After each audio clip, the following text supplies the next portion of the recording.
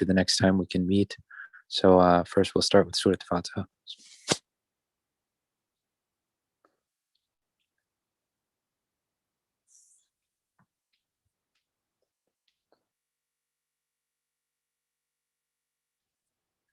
If there's any questions, then I believe we can type in the chat, or you can message me personally, and inshallah there'll be a Q&A as well. Thank you, Sayyid.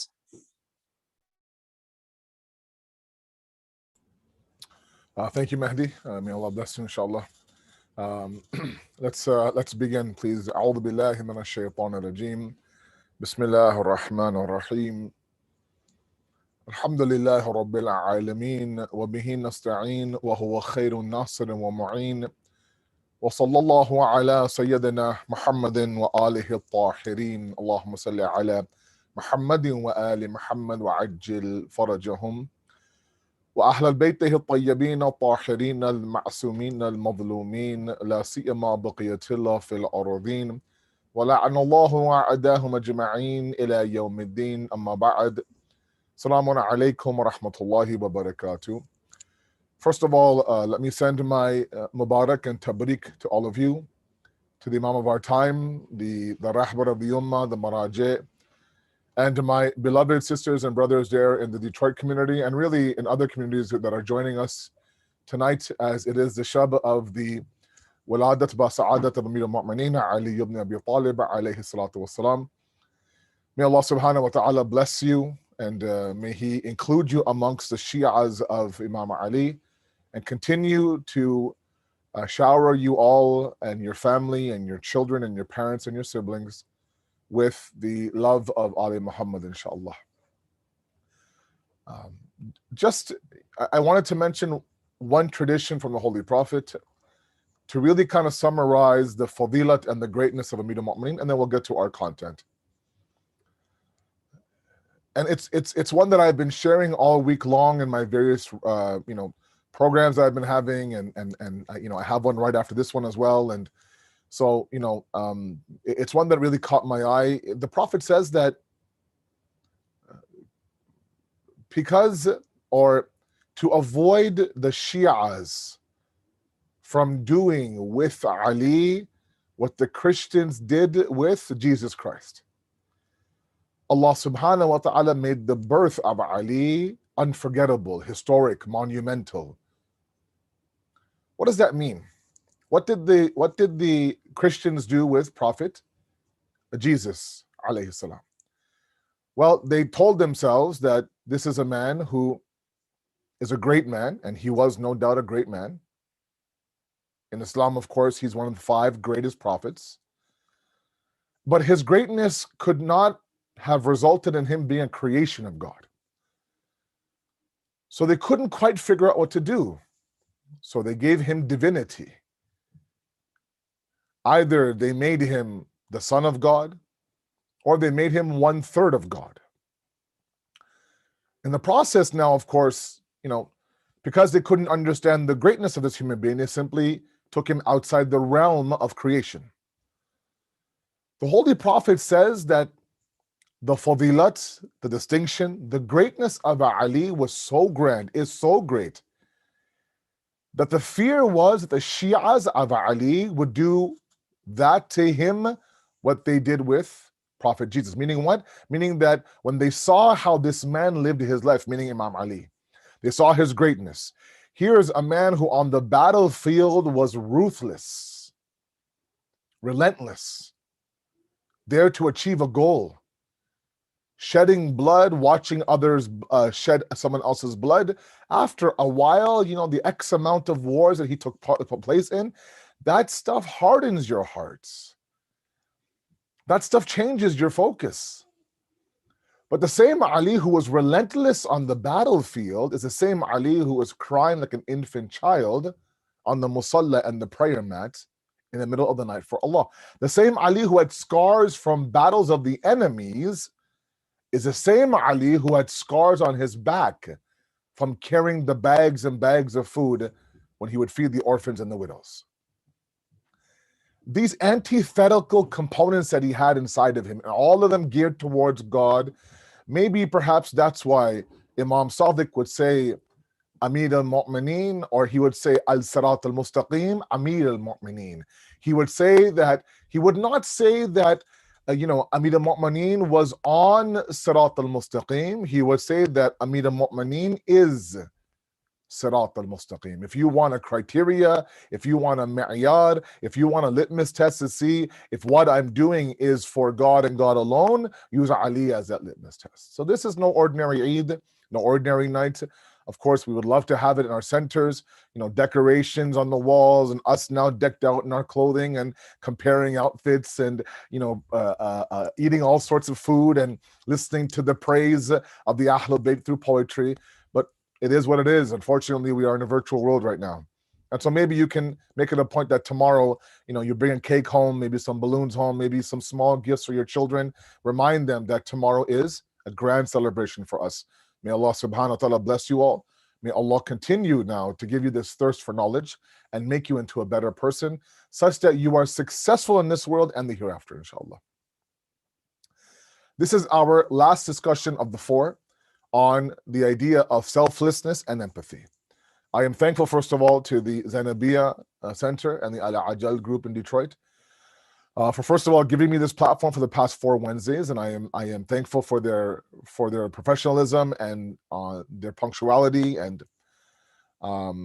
again, working with me in developing this program.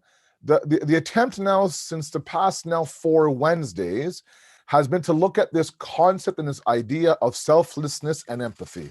In an era where I feel like it's important that we travel outside of our comfort zone and reach out to others.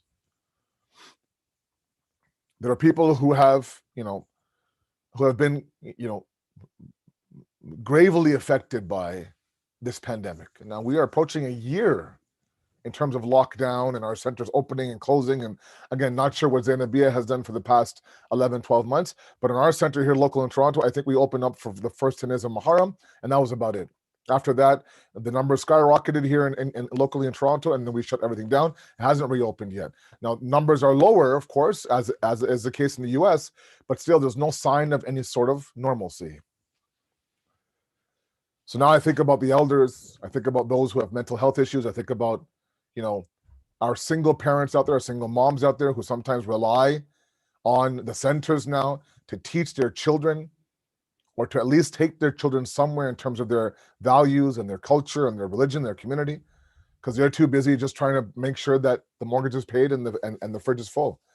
And so all of that now has been, completely halted. And so it's important that during these days and these moments, you reach out.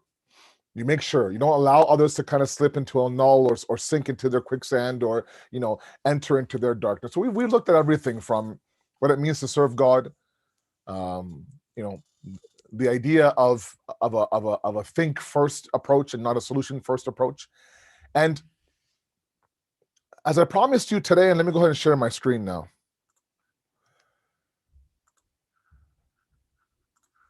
We'll get started here.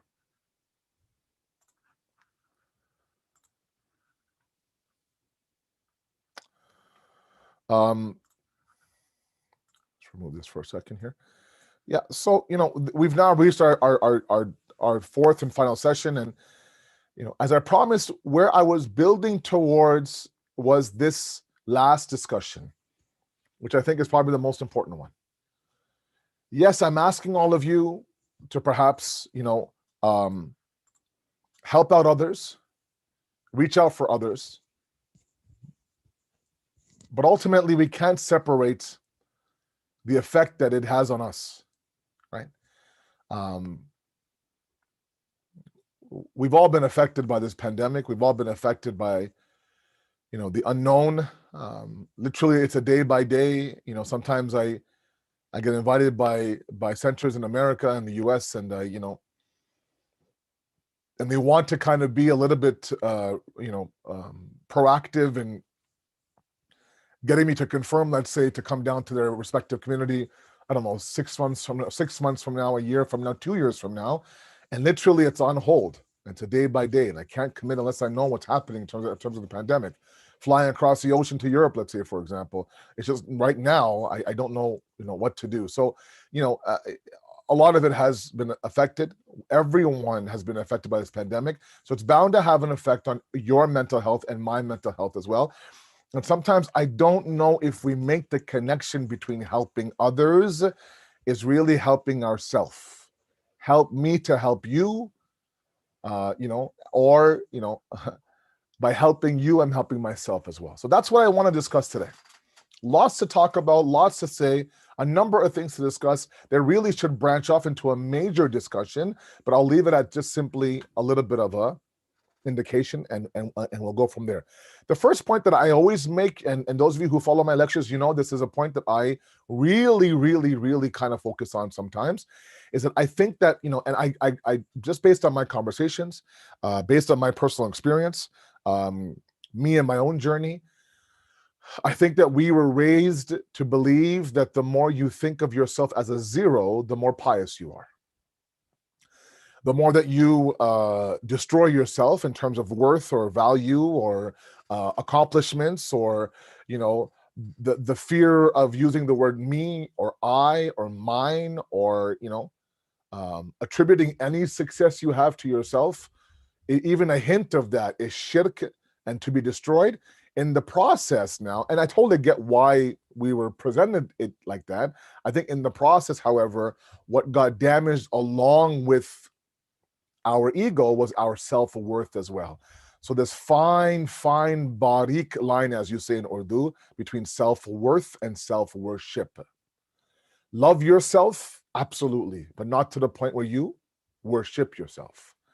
And Islam has a bright red line between the two. Islam says, don't you dare worship yourself. It's shirk. You become an idol for yourself. We talked about individualism a couple of weeks ago. At the same time, have worth for yourself. Understand your greatness. Inshallah, in the next slide, we'll look at two very powerful Quranic verses that speak about this idea of self-worth and self-esteem, but not until we get through this slide. And this slide is a little bit wordy. I apologize, but inshallah, point by point, it will make sense. So we're trying to achieve a level where we see ourselves worthy of something, but not to the point where our ego comes and says, yeah, you're worthy to be number one. You're the best. You're going to, no, not like that. Right? It's very important that we understand that point. Islam places, I'll give you one hadith by Imam Ali. Ironically, it's a Shabi wal Adab. Imam Ali says that the one who does not have qadar shanasi. If you know any Urdu, even Farsi, you know that to understand your value, you have a value. You bring a lot to the table. And I think that, just out of fear of the ego, we've been told, look, don't you dare think for a second that you are somebody. You're nobody. You're nothing. And they back it up by ahadith that are absolutely correct and sahih, but not perhaps applicable in this discussion.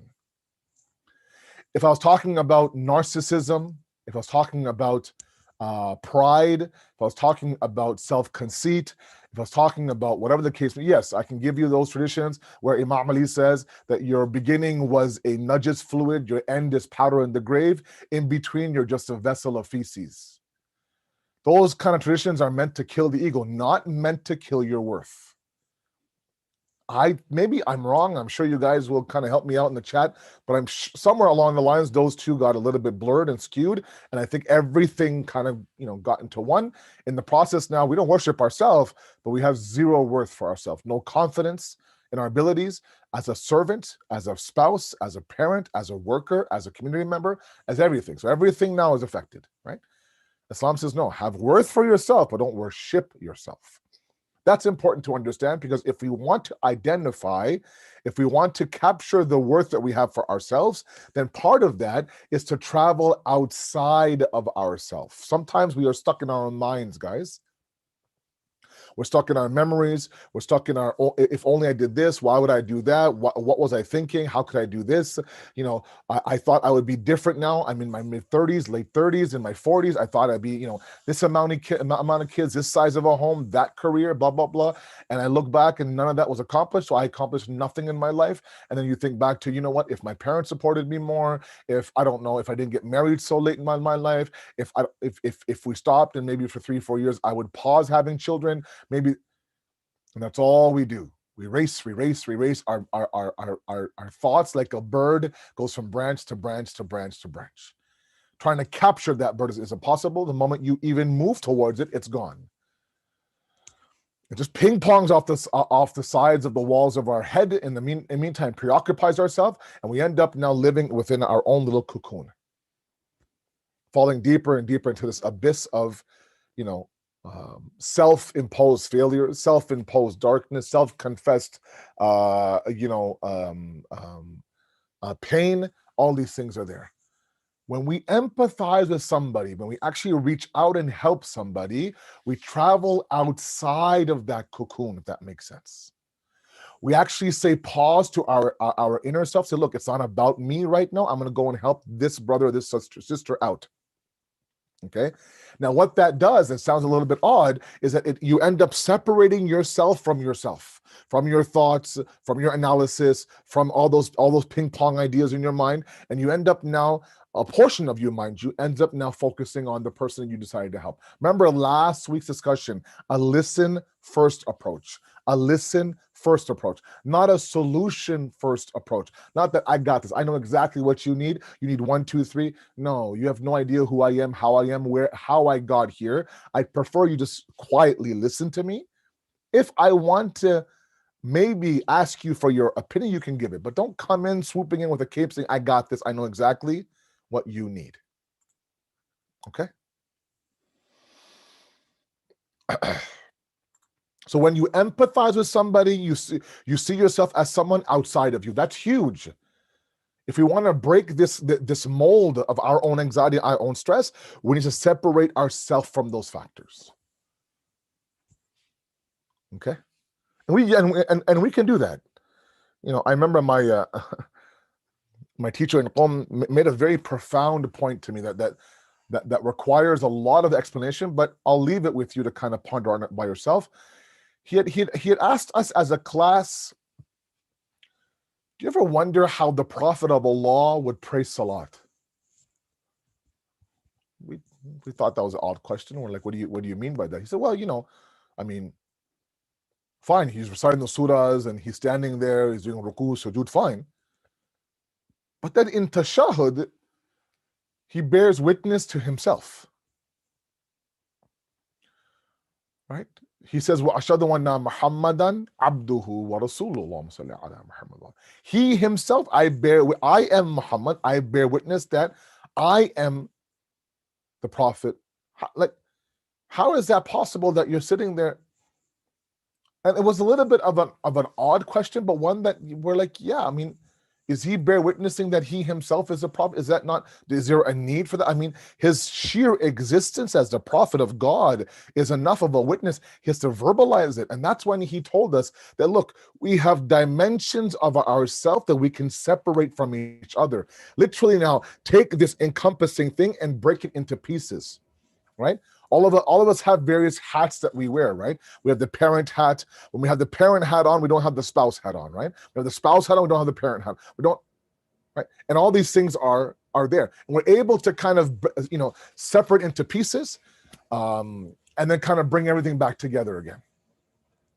So his point was that when the Prophet of Allah was praying salat, he was actually now him, the personality, the creation of Muhammad was bear witnessing to the prophethood of Muhammad, meaning he was separating himself from his prophethood, if that makes sense. And then he was now bearing witness of himself on that prophethood. My point is that we also have that ability to a certain degree, to be able now to remove ourselves from the equation, exit that cocoon of thoughts and regrets and failures, and just, and actually focus on somebody outside of us. And when we travel outside of us, we sometimes look back at ourselves and see a view that we simply aren't accustomed to, because we don't do it, right? Like imagine a guy in a jail cell. Example I've given before. Let's say I fly into Houston. Okay. I'm looking at Houston now. They say, they announced that, okay, you know what? We've begun our descent into Houston, and we'll be on the ground in about 15 minutes. And it's the middle of the daytime. Now I'm looking outside the window. I see all that snow. I see all that cold. And I'm like, am I in Houston or am I in Toronto? And I kind of end up seeing, window size Houston, until I actually change my view and get out of the plane and get onto the ground and see, number one, how truly damaging this storm has been, number one. Number two, maybe the beauty of Houston in terms of its landscaping, its people, its buildings, blah, blah, blah. But I can't capture that when I'm stuck in that airplane, right? Sometimes we can't see ourselves until we exit ourselves. If that makes any sense to all of you, then that's great. And that only happens, well, not only, it happens when we empathize with individuals. Okay?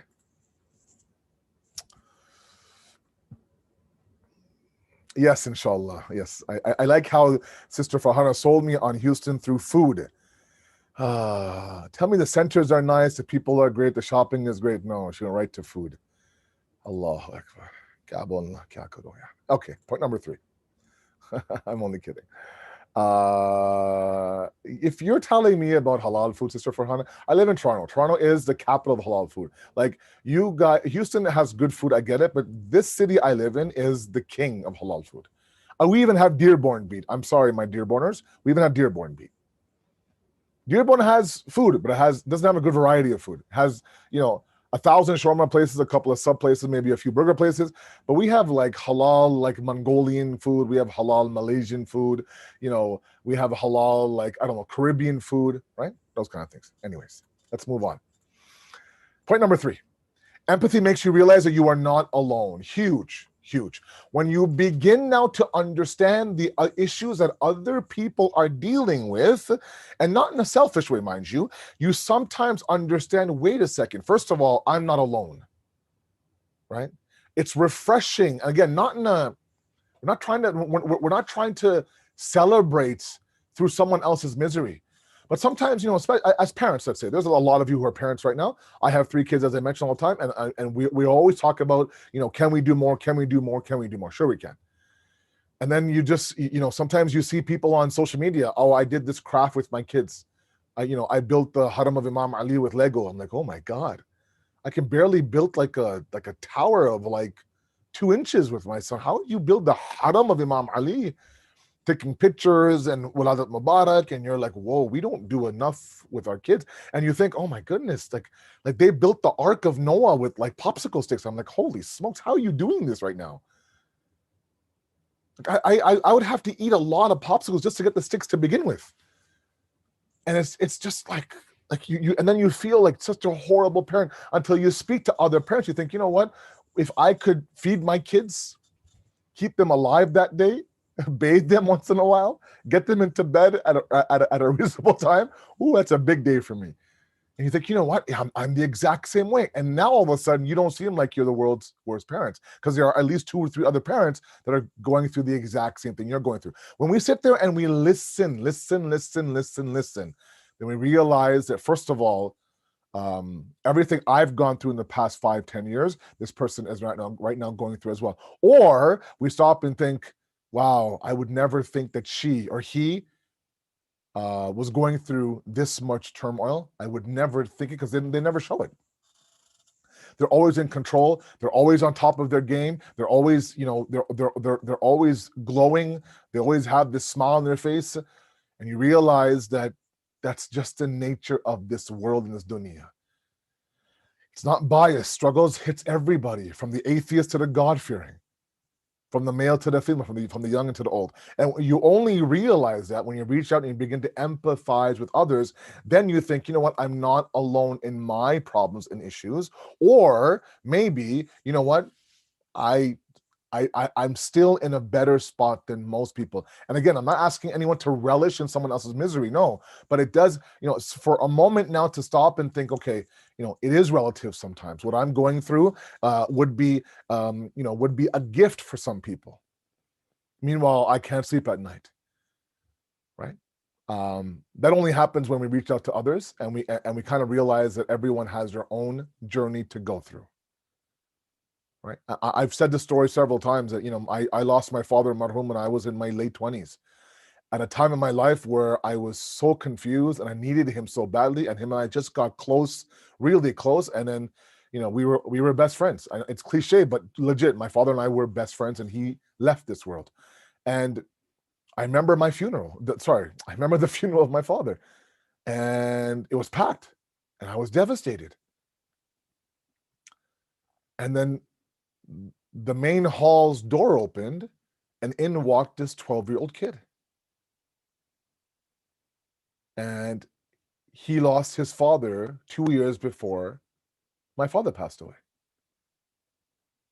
And I'm watching him. He's 12 years old, the only male in his family, only sisters, only mother left. He was asked to grow up literally overnight. He walks in, smile on his face, looks sharp in his shalwar kurta, saying salam, people hugging him, smiling, blah, blah, blah. He came to me, he hugged me. I said, "Bhai, I'm sorry for your loss. It's okay. Inshallah, we're praying for your father." Just a mature young man at the age of 12. I'm looking at his eyes and I think, you know what? I'm a 27-year-old grown man. I have two brothers I can lean on. And everything became at that moment relative. And that's what happens when you reach out to others. Point number 4. By counseling others, you end up counseling yourself. It's a point that I have realized myself, when sometimes I have my days, and I do have my days, and things get overwhelming, and you just kind of want to close the door and just kind of like escape for a while. And then, sometimes it's actually my wife who reminds me. She says, if, when I have my tough days, or when I'm dealing with something that, I can't figure out, she says, what if somebody came to you and described to you what you're going through now? What advice would you give them? I would say this, I would say that. How come you don't give that advice to yourself? And she always gets me like that. I look at her and think, who made you this smart? And I'm thinking to myself, okay, you know what, that makes sense. And now literally I can hear myself when I have my, I randomly have one-on-one talks with people. I don't do it as much as I should or I can, because I just simply can't. I don't have the expertise for it. And I'm so fearful of causing more damage than good, so I try to avoid it. But when I do that, I literally can hear myself telling the person in front of me things I should be telling myself. The next time you are giving someone advice, ask yourself, am I listening to my own advice? And again, not in you're a hypocrite, you're a liar. No, but stop and ask yourself, wait a second, if that person in front of you was you, why don't you talk to yourself the way you talk to this person? And inshallah, I'll get to that point in a second. But a lot of times when we go through this idea of counseling for ourselves, we counsel others, we actually end up counseling ourselves. If we are present in the moment, again, we take that session we had with that person and we go back to ourself that we escaped from, and now we come back with maybe a fresh vision, a renewed passion, words of wisdom that were always inside of me, but it took someone else to pull those words out of me. You can see where I'm going, right? So yes, in a selfish way, when we reach out to others, empathize, and be selfless, ultimately there is a benefit we have with ourselves as well.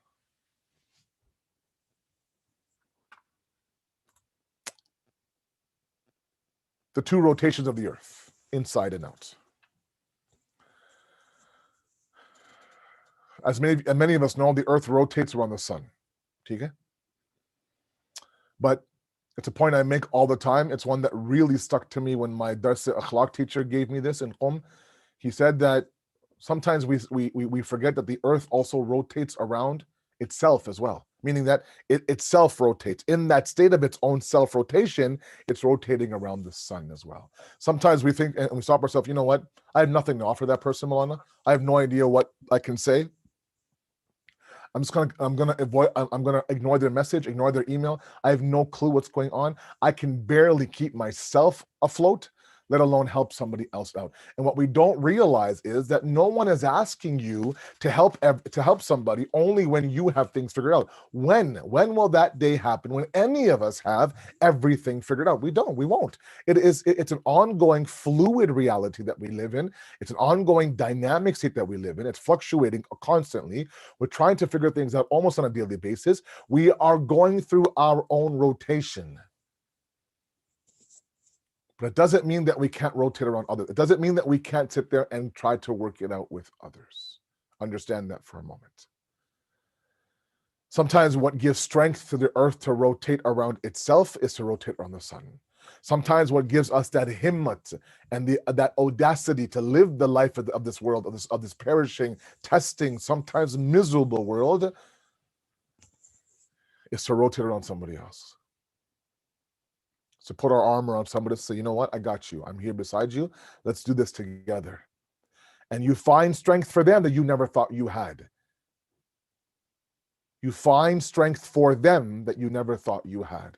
You dried up your tears for them because you're sitting there, you know what? It's not about you, Asad. It's not about you, Asad. Don't make it about you, right? Find that strength, find that strength, find that strength. You know, whenever I go and I talk to somebody about condolences for their father, because, you know, my father's death really affected me. I did a complete 180 after that. I have never been the same since that day. And when I go and I offer my condolences and you know, pre-pandemic, we go to the person's house, I would have to have a pep talk with myself. Don't go there talking about dad for half an hour, 45 minutes. It's not about your father, it's about their father, right? And give them advice about how to handle a life without a father, you know, and know that you're also talking to yourself, because I'm still trying to figure it out. It's been almost, you know, it's been almost what, 15 years, right? So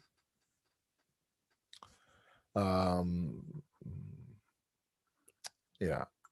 Next point. However, there's a big but, B-U-T. Setting boundaries, recognizing limits within yourself is important. If you remember way back when I told you that when we talk about selflessness being and having empathy, we also must realize that it cannot come at the cost of our own mental health. And again, this is something that I am working on with myself. You know, I am really trying to figure out boundaries for myself. Before, I didn't know any boundaries. You know, however much I could give, I would give, sometimes at the expense of my own health, my own family, my own survival, my own well-being, everything. And then I realized that, you know what, when that pressure drops in the airplane, and that mask drops in front of you, the first thing that the pilot will tell you is to put on the mask yourself. You're no good to anybody if you are choking for air, right? There are people beside you. Your kids will look to you to say, what do I do? You need to be breathing in order to help them breathe, right? So if that means that you set limits for yourself, then so be it. Boundaries are very, very, very important.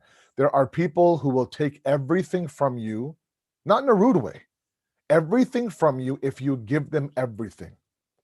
They won't stop and think, okay, you know what, maybe you should stop now because of your, no, because they can't read your mind, right? They have no idea what's inside of you. They don't know what your limits are. So they'll keep taking and taking and taking and taking, and they don't recognize, because they can't recognize, it's not their fault. They can't recognize that this is taking a toll on you. You have to realize that. And yes, it requires a little bit of selfishness to be able to, and ironically, I'm talking about being selfless, but you know, it's not. We're not going to give away everything we have for the sake of generosity. And because I did that, now my kids are hungry, my kids are thirsty, my kids don't have clothes. You know, we're homeless, but we have so, you know, no, of course not. No. Especially when it comes to, you know, recognizing your limits and saying, look, this is all I can do, and be okay with the fact that I have done everything I can. Maybe someone else can now step up and take over from here. Just because you don't exhibit the signs of anxiety and depression, or just because you don't have prescriptions of medication that is meant to sit there and calm you down, doesn't mean that you have to wait for that to look after your mental health well-being. There are people who are mentally strong, very strong. They can park things, they can compartmentalize things, they can do all sorts of things, but they don't realize that every time they do that, it has an effect on them until there's an eruption. And God forbid, something health-wise happens or something else happens, all because you're trying to help. I get it. Very, very noble of you. But again, you got to look after the mask first and then put the mask on somebody else. So it's important that if any one of you now, I've talked about helping, but not at the cost of your own sanity, not at the cost of your family. There are people who serve the community. Oh my God, serve the community. Meanwhile, the community's lights are working. The carpet is vacuumed, every door is working, every bathroom is fixed, every fixture is fixed, the mic is perfect, everything is perfect, spotless, and their center is beautiful. Their center is functioning at a perfect rate, but their personal homes are complete and absolutely chaotic. So while the community members are happy about the center, their own family is upset about them, about their own home. There's got to be a balance, and you have to recognize that balance. So you know what? This is my time to walk away. This is all I could do. I've done what I could, and now someone else has to take over. And you have to do it guilt-free. And that's going to be hard for a lot of people who like to have a others first mentality, because they don't know how to be a me first person. They don't know how to think about themselves. They don't even know how to treat themselves. They don't even know how to buy for them. They'll go shopping online and they'll end up at some section for their kids or their sibling or their spouse, but they'll never sit there and say, you know what, I could use that jacket. I need a pair of pants. Small things, right? I wish we were better at self-care. Anyways, khair, the point is that you have to be able to recognize your limits and set boundaries and do it guilt-free. Because then what ends up happening is you end up now going towards this idea of self-empathy. And usually when we think about empathy, we think about others. But sometimes, we have this voice that for some reason is only there for everybody else and not for me. Right? Think about it. My teacher, when we had our family life in Islam class, he said that don't be like those who reserves their best akhlaq for everybody else but your family. Don't be like those who reserve your best clothing for everybody else but your family, who reserve, I don't know, a special cologne or perfume that you only wear when you leave the house, right? Outfits you only wear when you leave the house. Yeah, I'm not asking you to wear, your sherwani on a Saturday morning, or I don't know, this 80-pound suit that you would only wear, let's say, at somebody's wedding, around on a Sunday evening. No, I'm not saying that. At the same time, we need to understand that, we sometimes reserve the best akhlaq for everybody else around us, and we have the worst akhlaq for those around us. It's natural. I get it. It's apna, as you say in Urdu, right? That I think, what, I'm close to this person. I can be myself. I can show that side of me to others. Right? So I'll be yelling and screaming top of my lungs to everybody in my house. When the phone rings, hello, so like, oh yes, how are you? Oh my God, good. So nice to hear from you. And your kids are looking at you like, where did that voice come from? Right? Someone calls and says, I'll be there in 10 minutes. Oh, we run up, we wash our face, we comb our hair, we iron our clothes. We're like, where was all that for us? Right? We don't want to be like that. We want to make sure, and same idea, when we go to help others, we don't want to we don't want to be that individual that doesn't have all those tools. Obviously, it's inside of us, but for some reason, we only open it for others.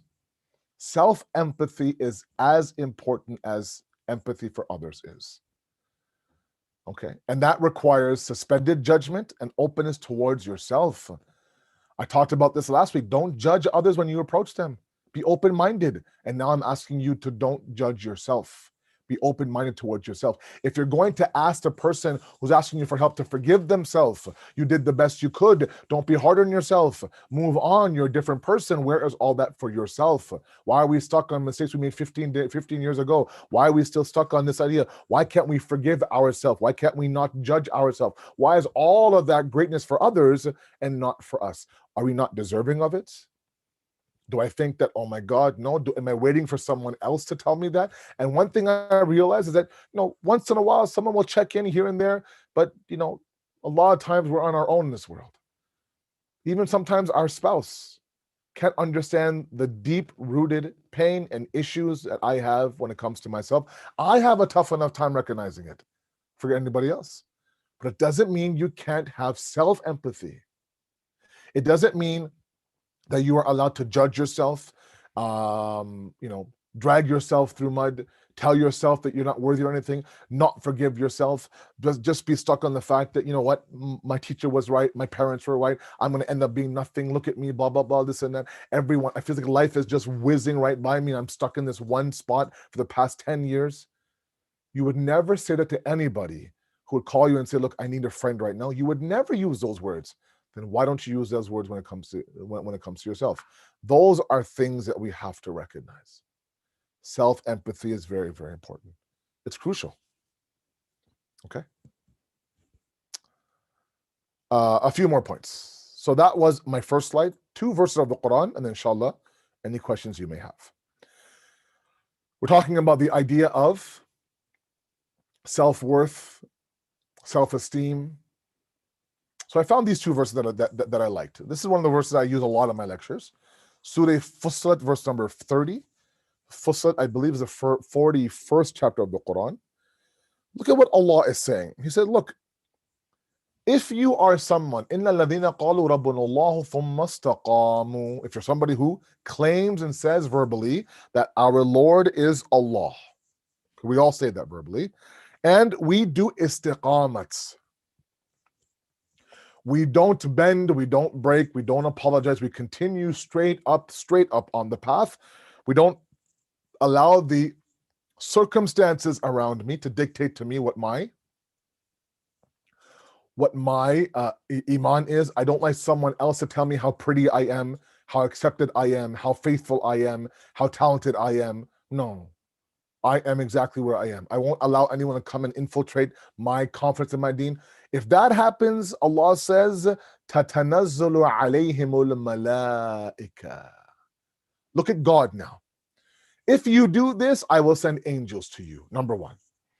And the angels will come in and say 3 things to you. Number 1, don't be afraid.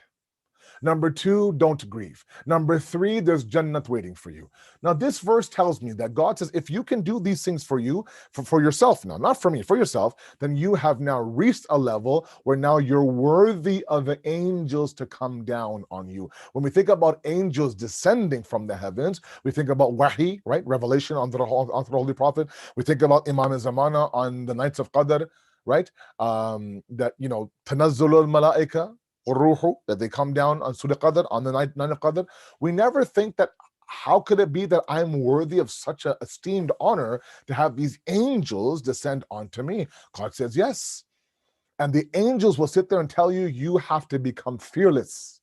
You can't sit there and grieve. So your courage is there. So now all of a sudden now I'm courageous. I'm fearless.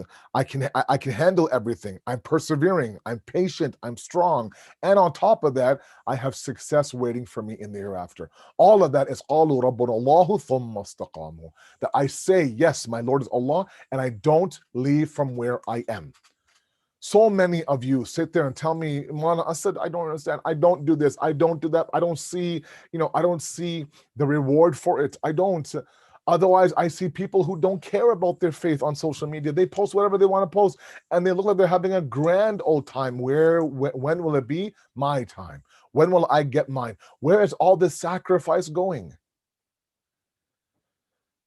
And sometimes we don't recognize the fact that this courage, this fearlessness, this refusal for you to give in to the social norms of today is actually the gift from God. That's actually the reward. You're waiting for a palace and a mahal and a mansion in heaven.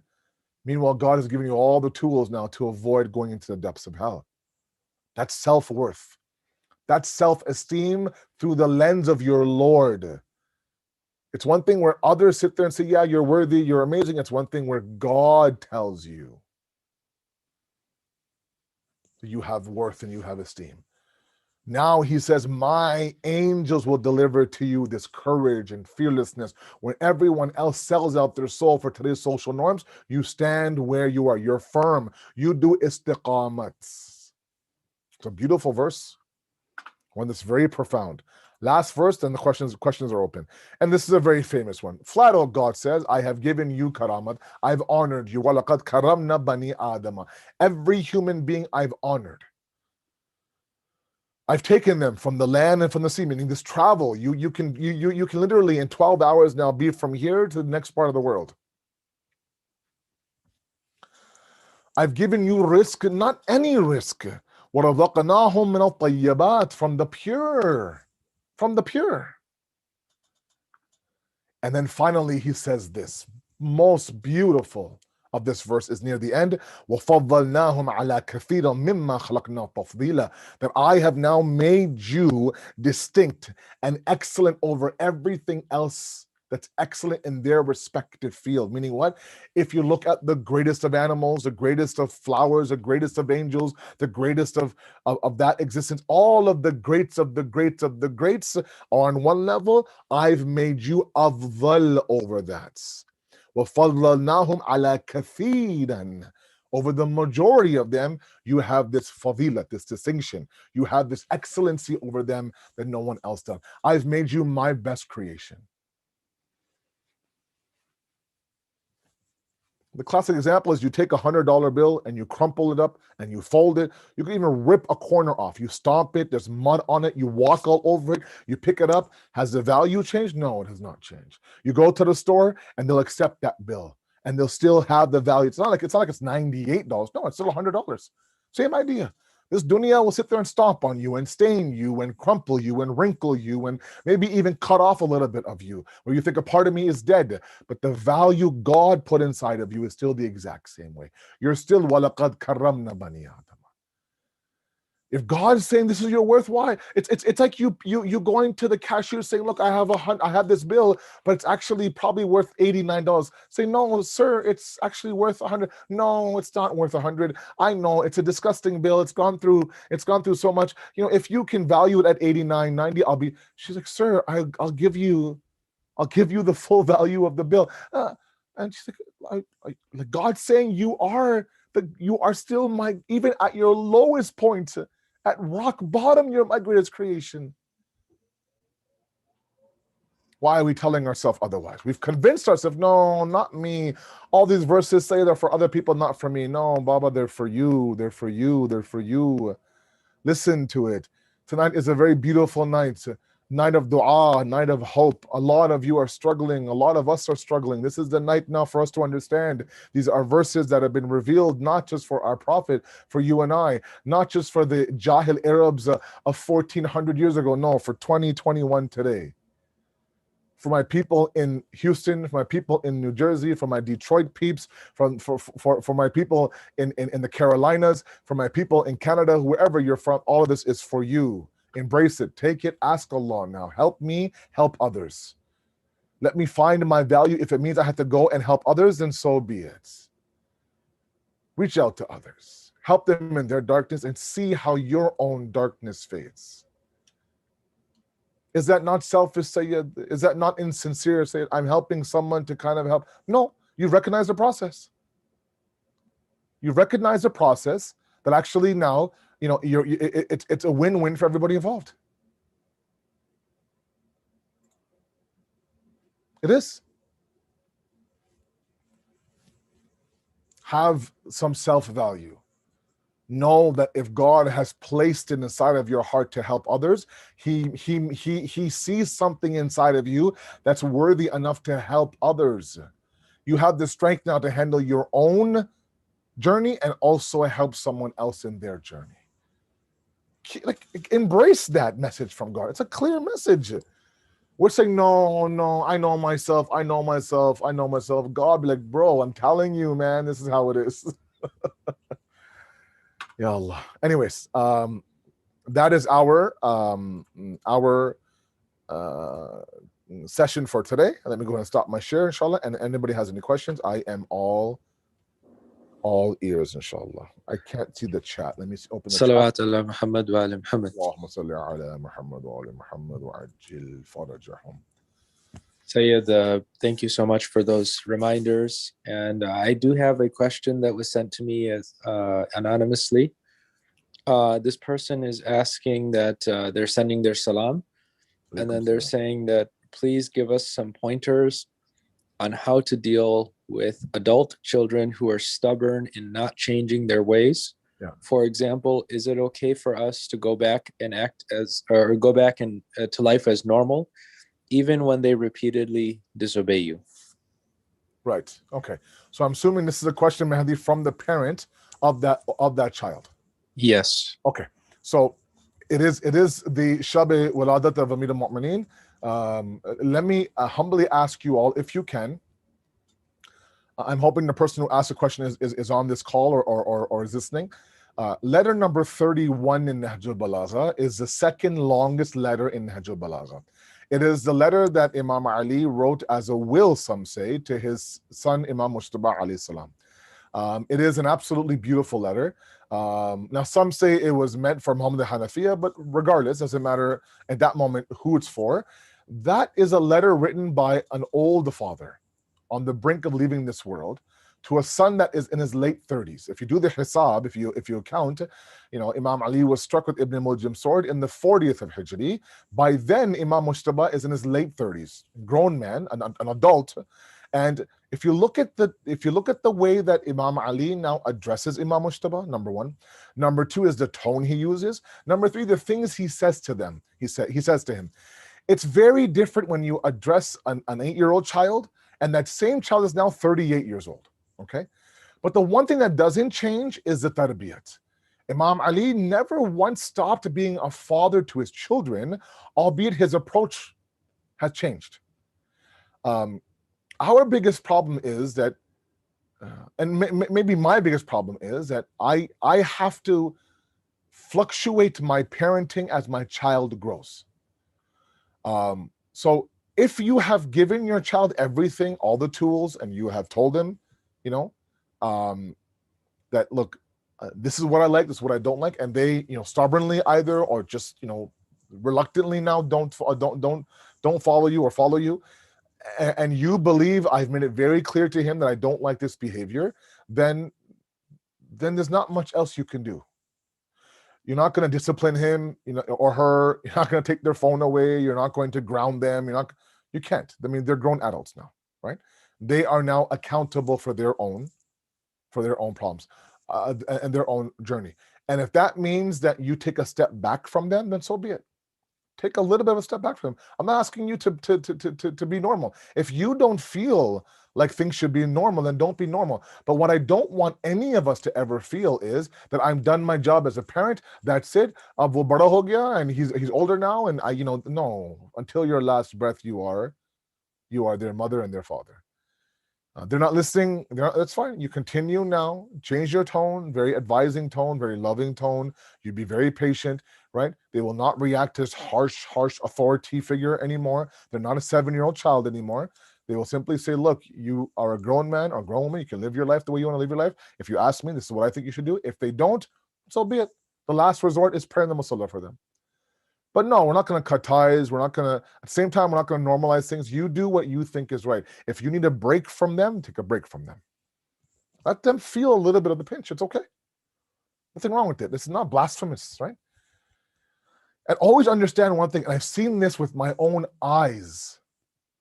People who refuse to respect their parents as their parents get older, and they are now beginning to build their career and build their family, and their kids are getting older now, and this and that. I realize that the more that you are disrespectful to your parents, the more pain you cause your parents, that's going to find its way in your life. Things that you thought were going very well could crumble very fast. Sometimes we don't understand that the force field of the du'as of our parents, especially our mothers, is just that. It's a force field. And when you can't see force fields, all you can know is that maybe through the du'as of my parents, a lot of things were avoided. A lot of things bypassed me, didn't affect me. But then when that force field is popped or broken out of our own actions, then all of a sudden now this struggle and that hardship and that difficulty and that test that was never there before all of a sudden popped up out of the blue. Yeah, because you've broken that force field, right? It's no longer there. So, it's a good reminder for us that until our parents are in this world, we should be very, very lucky that we have both of our parents, even one parent, and do our level best to serve them and serve them to 1% of what they did for us would be our own salvation, inshallah.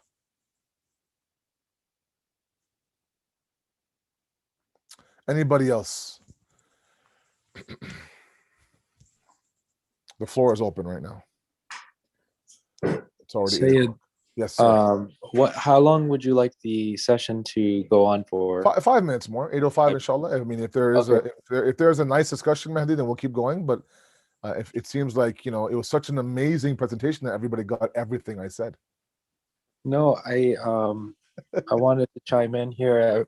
Obviously, I was going to save the halal food situation for the last one. I have to defend Detroit and Amr Pie because I'm sure he'll have some strong words for you. But no, you guys are you guys are foodies. There's no touching Toronto's halal food. I'm sorry, Mahdi. I love you. You know that. We share the last name.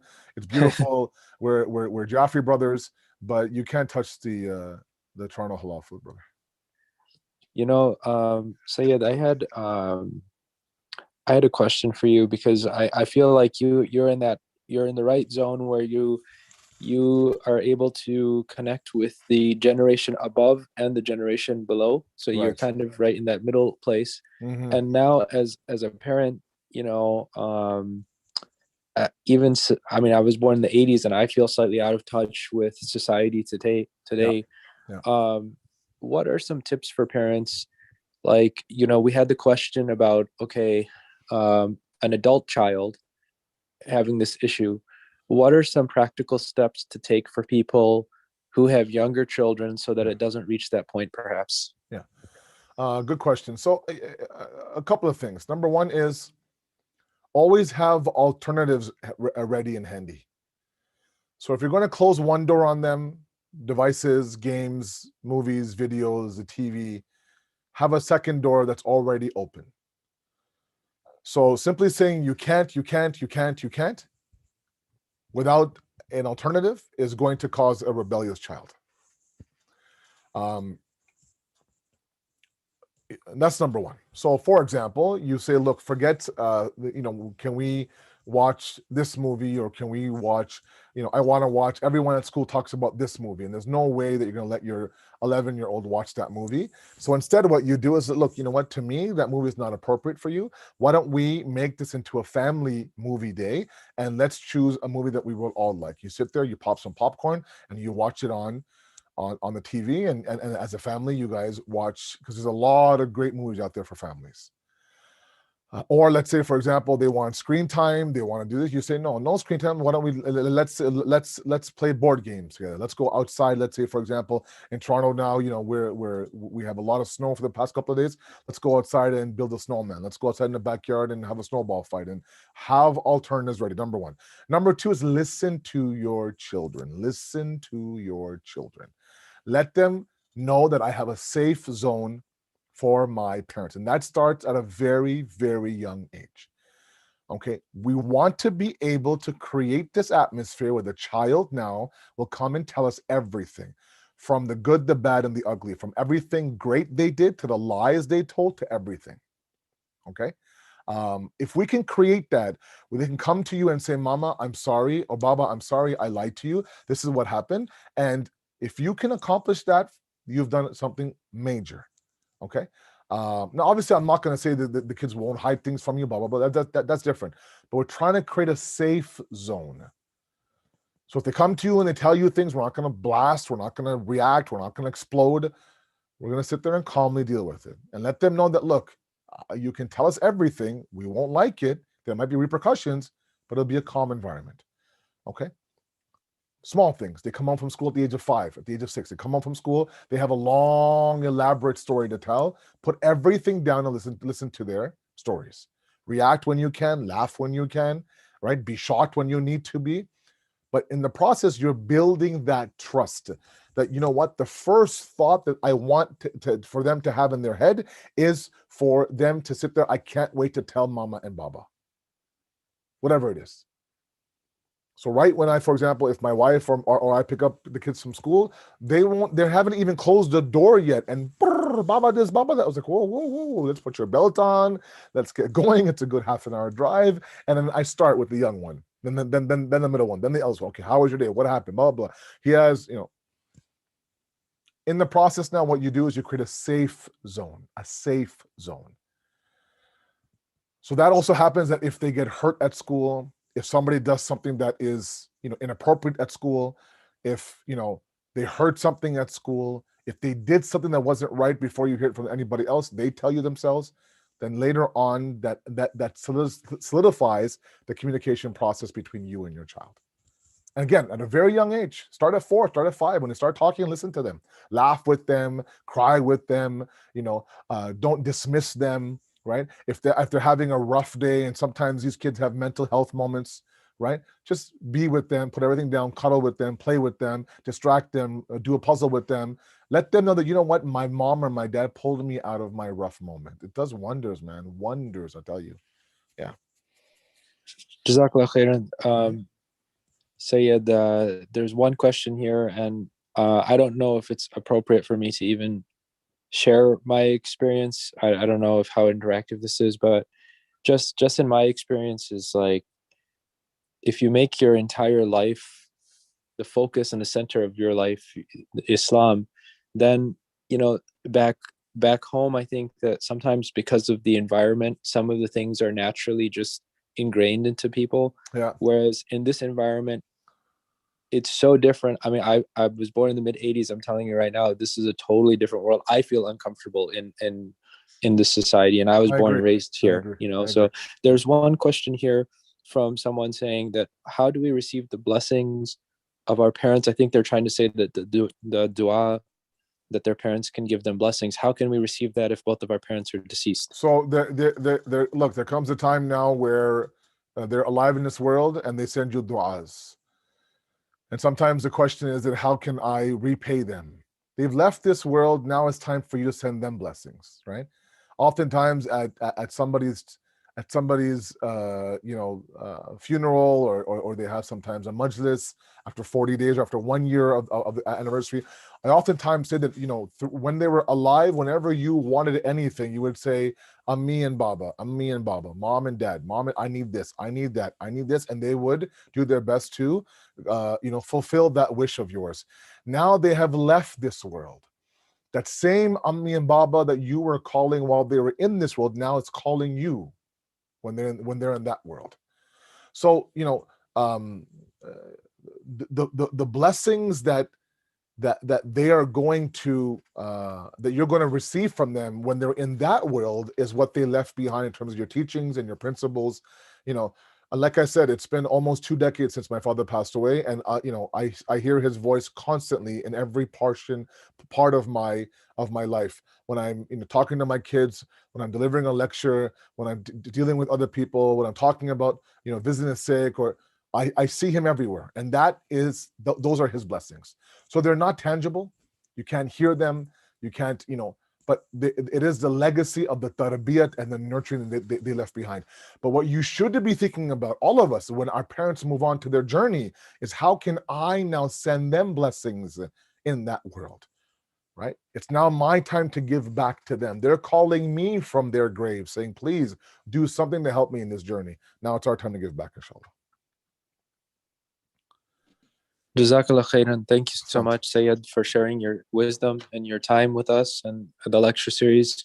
And I want to once again thank you and request Surah Fatiha for all of those involved in organizing and arranging for this, especially the Sayyid and his family and his marhumin and everyone's marhumin who is here. Thank you. Thank you very much. May Allah bless you all, inshallah. I appreciate the opportunity. Like I said, may Allah accept our efforts for the past 4 weeks, and may He give us that inspiration to apply what we've discussed, inshallah. Thank you again, one and all. May Allah bless you all. And again, once again, Eid Mubarak to all of you. May Allah bless you on this Adhim night, inshallah.